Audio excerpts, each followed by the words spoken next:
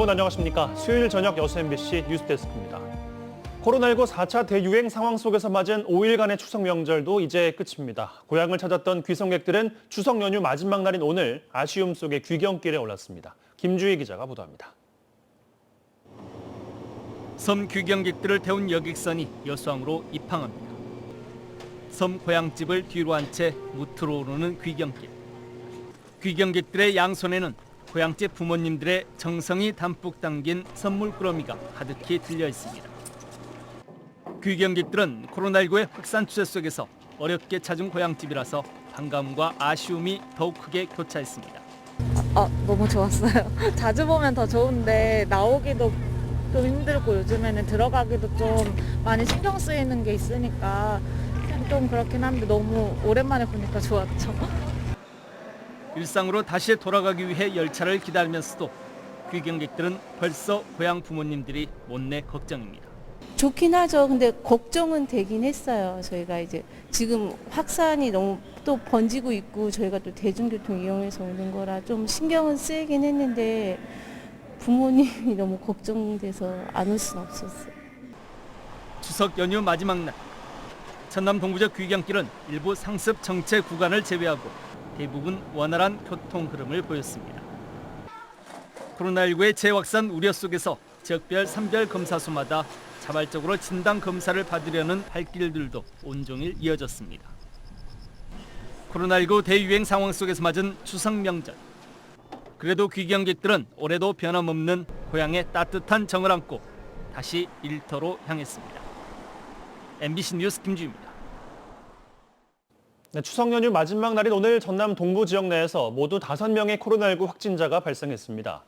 전라남도에 따르면 오늘 전남 동부권 내에서 여수 2명, 광양과 순천, 고흥에서 각각 1명 등 모두 5명의 코로나19 확진 판정을 받았습니다. 이번 코로나19 확진자들은 추석 명절 연휴 기간 고향을 방문한 타 지역 거주자이거나 이들과 접촉한 가족 등으로 확인되고 있습니다. 한편 추석 연휴 기간 전남 동부권 내에서 코로나19 확진자 수는 모두 31명이 집계된 것으로 나왔습니다. 전남 지역에 줄어드는 농어촌 인구와 학령 인구 감소로 문을 닫는 학교가 늘고 있습니다. 이런 가운데 100년 역사를 자랑하며 인재를 양성하는 전통 깊은 학교들도 의외로 많습니다. 일부 학교는 역사성과 상징성을 인정받아 등록 문화재로 지정돼 관리를 받고 있습니다. 강서영 기자입니다. 지난 1921년 개교한 여수 소라초등학교. 지난 17일 개교 100주년을 맞았습니다. 매일 오가던 학교가 오랜 역사를 가지고 있었다는 사실이 학생들은 새삼 놀랍습니다.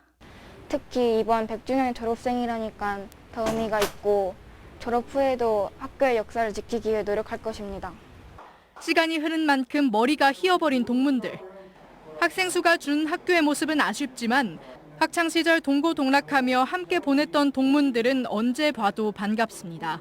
60년도에 이 학교를 다니면서 그때는 우리 학교 운동장애가 1000명 이상 학생들이 뛰어놀았어요. 앞으로 이제 함께할 100년이 숙제로 남아 있습니다.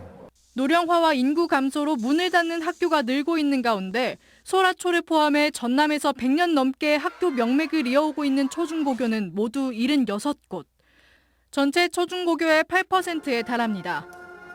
이처럼 100년의 역사를 자랑하는 학교들은 2020년을 기점으로 큰 폭으로 늘었습니다.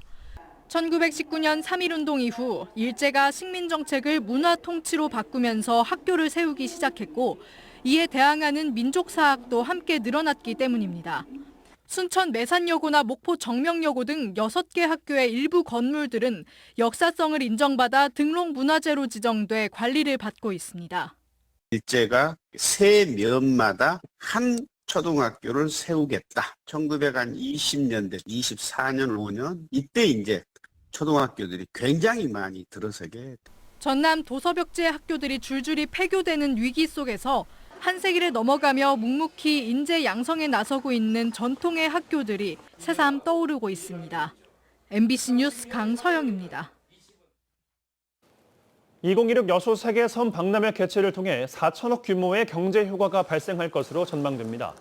전남도는 지난달 기재부로부터 국제 행사 승인을 받은 세계 최초 섬 박람회 2016 여수 세계 섬 박람회 개최를 통해 6천 명 이상의 고용 창출과 4천억 원 이상의 경제적 파급 효과를 낼 것으로 전망했습니다. 여수 세계섬 박람회는 오는 2026년 7월 17일부터 8월 16일까지 여수 돌산 진모지구 일원에서 섬 바다와 미래를 잇다라는 주제로 개최될 예정입니다. 코로나19의 4차 확산세 속에 올해도 광양 전통 숯불구이 축제가 취소됐습니다. 광양 전통 숯불구이 축제 추진위원회는 최근 추진위원회를 열고 코로나19 확산을 차단하기 위해 올해 광양 전통 숯불구이 축제를 취소하고 내년 봄 벚꽃 개화 시기 개최 여부를 논의하기로 했습니다.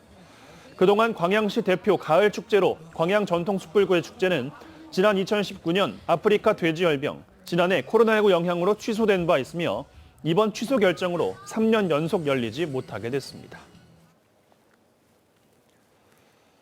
여수시의 내년 생활임금 시급이 10,000원으로 정해졌습니다. 여수시는 여수시 생활임금위원회 심의를 거쳐 2022년도 시간당 생활임금이 올해 대비 3.7% 늘어나고 내년 최저임금보다 9.2% 많은 10,000원으로 정해졌다고 밝혔습니다. 이번에 결정된 2022년 생활임금은 내년 1월 1일부터 시 소속 근로자와 시 출자, 출연기관, 시의 사무를 위탁받아 보조금을 받는 기관, 단체 근로자 등 모두 1,400여 명에게 적용됩니다.